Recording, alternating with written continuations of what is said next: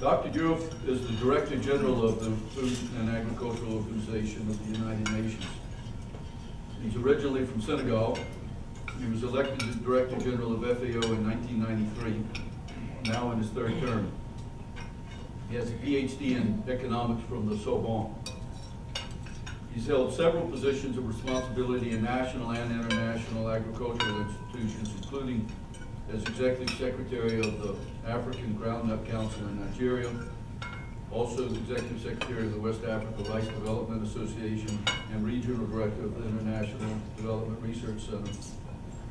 He's also served his home country, Senegal, in various capacities, including Secretary of State for Science and Technology in the Cabinet, as a Member of Parliament, as Ambassador to the Permanent Mission of the Republic of Senegal at the United Nations, and as Secretary General and Special Advisor to the Governor of the Central Bank for West African states. He'll tell us a little bit more about FAO, but he leads the international efforts to defeat hunger. Serving both developed and developing nations, FAO acts as a neutral forum where all nations meet as equals to negotiate agreements and debate policy. FAO helps developing countries and countries in transition modernize and improve agriculture, forestry, and fishery practices and ensure good nutrition for all.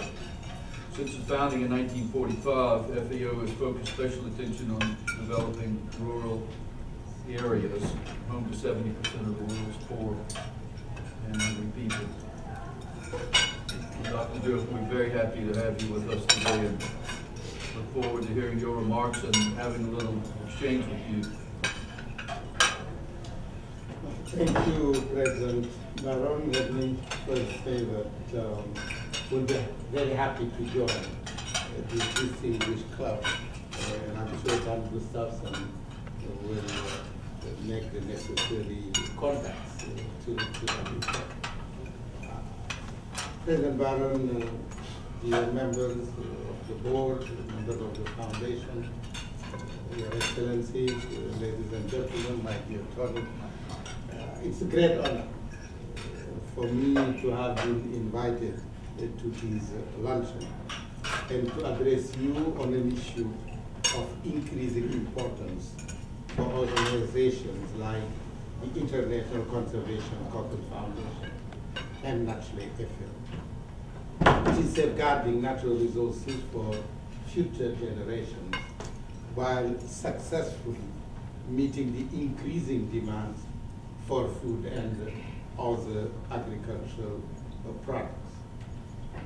No doubt the task of meeting the demand for agricultural products for a rapidly growing world population, which is expected to reach 9.2 billion by the year 2050, is daunting, particularly when coupled with a clear objective of natural resource conservation. Today we have 1 billion hungry people who have to be fed, and we need to double world food production by the year 2050 to meet the goals of 75.8 million annually of world population. Natural resources are critical determinants of food supply.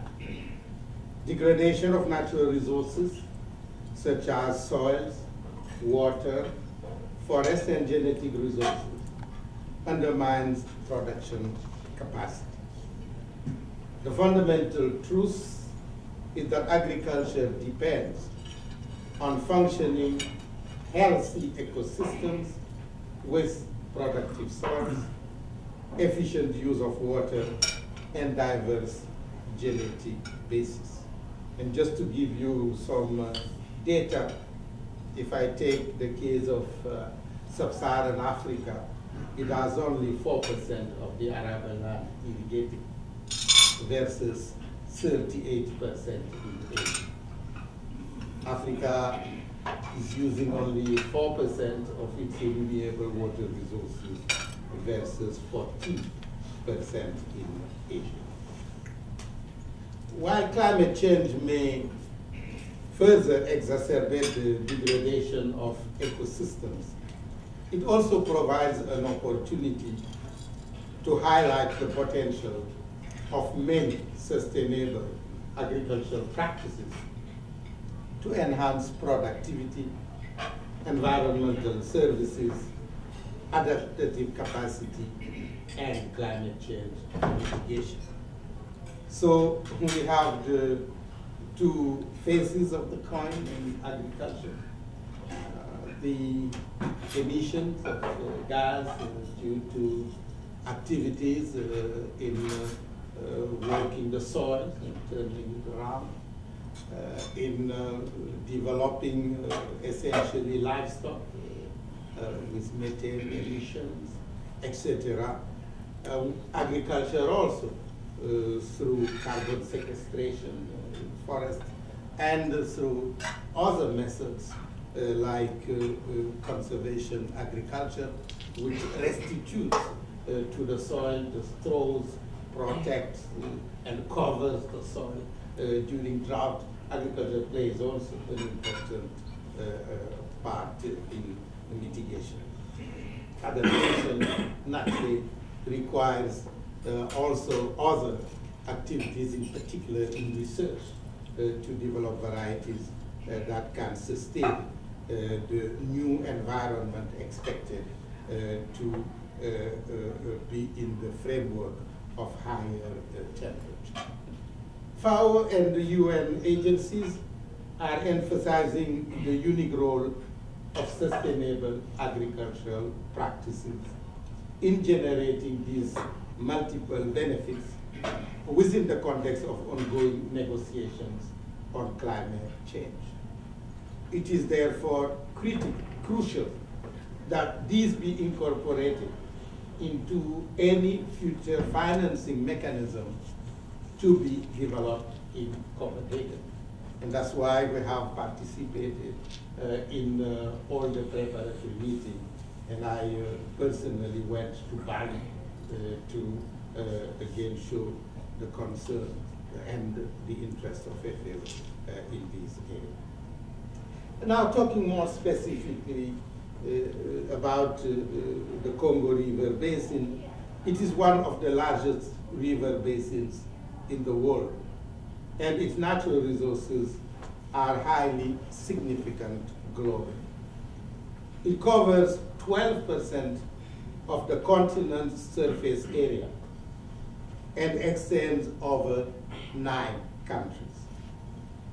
The overall discharge of the Congo River is estimated at about 1,269 cubic kilometers per year, representing almost 32% of the renewable water resources of the entire continent of Africa. One single region. This region is endowed with enormous economic potential and abundant natural resources, including large reserves of minerals such as diamonds, gold, columbine, tantalite, cobalt, copper, and coltan, among others. And that certainly doesn't facilitate the political environment in the country. Notwithstanding this extraordinary natural wealth, most of the Congo Basin countries are at the bottom end of the United Nations Human Development Index, with more than 70% of its 80 million people or so living on less than $1 a day. Although the Congo Basin watershed is at present in a relatively sustainable ecological condition, degradation has accelerated dramatically in recent years and may reach tilting point if not prevented. Biodiversity is declining and the ecosystems are being destroyed. Forest degradation is undermining carbon sequestration, particularly exploitation of timber. Critical water shortages in the northern area of the basin will probably be exacerbated by the predicted climate change and variability. This is having an increasingly negative impact on the lives and economic opportunities of the people in the region. Dear friends, FAO focuses special attention on the Congo Basin in many respects. A strategy for FAO assistance to the Congo Basin forest was prepared in consultation with all countries concerned.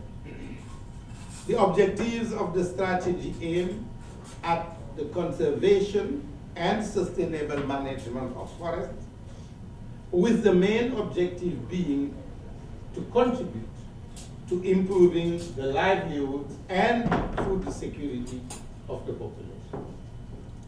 The strategy also aims at facilitating and promoting collaboration among partners within the Congo Basin Forest Partnership.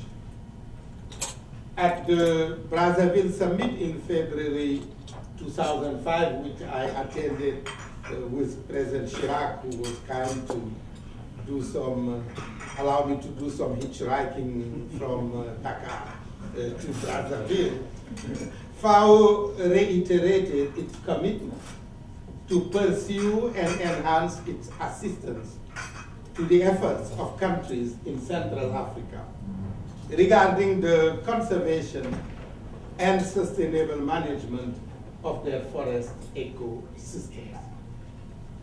In order to improve the efficiency of FAO's assistance to countries in the sub-region, an FAO sub-regional office for Central Africa, comprising a multidisciplinary team of experts, started its operation in August 2006 in Libreville,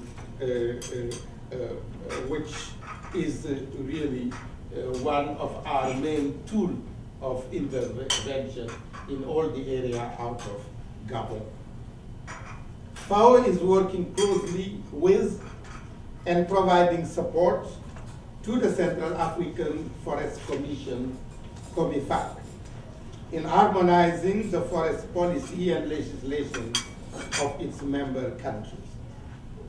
COMIFAC is the primary authority for decision-making and coordination of sub-regional initiatives pertaining to the conservation and sustainable management of the Congo Basin.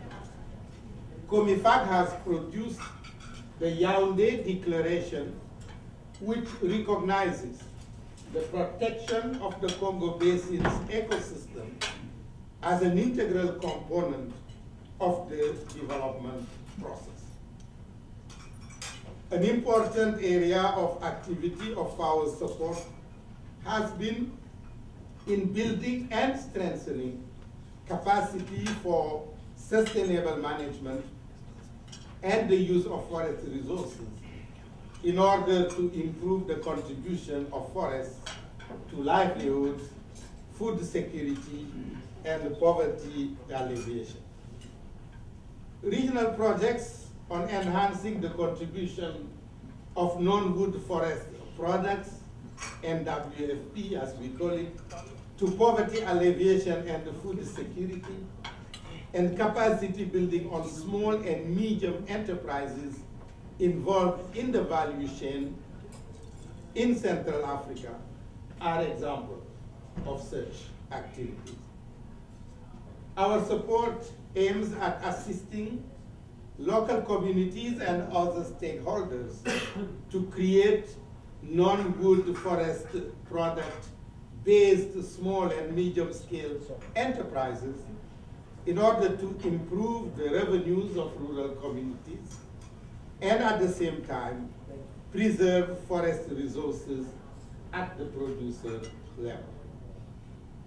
by supporting the sustainable utilization, management and conservation of the fresh water and other natural resources of the Congo Basin, including through benefits derived from payments for environmental services, long-term livelihood improvement, and socio-economic development is expected for both local communities and national governments in the sub-region. In addition to the above initiatives, FAO has partners with the European Commission, the government of Belgium, the CGIAR system, and some European universities to assist the Democratic Republic of Congo in rehabilitating research facilities of the Institut National pour l'étude et la recherche agronomique, INERA, and the Faculty of Science of the University of Kisangani.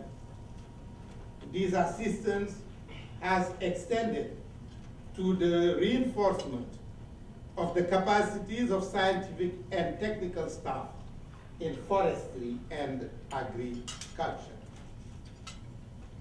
Last but not least, within the framework of the UN collaborative program on reducing emissions from deforestation and forest degradation in developing countries, which is called UN RED program, FAO jointly with UNDP and UNEP is supporting 9 pilot countries, of which 3 are African: Democratic Republic of Congo, Zambia, Tanzania, to develop capacity to reduce deforestation and forest degradation and to implement a future RED mechanism in the post-2012 climate change. In fact, on Friday, I had the opportunity and Thursday to discuss these issues with the Secretary General and to look at ways and means of making UN RED event on the 23rd of September on the occasion of the UNG, a successful one. Dear friends, I thank you for your kind attention. Maybe I could also say a few words about the Lake Chad, because I think that the river Congo may be a solution to the very tragic situation of the Lake Chad, which in 1964 occupied 25,000 square kilometers and now occupies only around 2,000 square kilometers. Yet it serves a population of 30 million in the conventional basin and could, through tributaries like the Logon, the Chari, and so on, be rehabilitated. I believe that when we are talking about the impact of climate change, already seeing what has happened between 1964 and 2008 in one of the largest lakes of Africa is an indication of what could happen if we do not take necessary actions now. But it's also, I hope, an opportunity for us to avoid what did happen in the RLC and try to help Africa, which is using, again, I repeat, only 4% of its renewable water resources and help rehabilitate the lakes that have lost their water. So I thank you for your very kind attention, and I'm at your disposal to try to answer any question you may have. Thank you.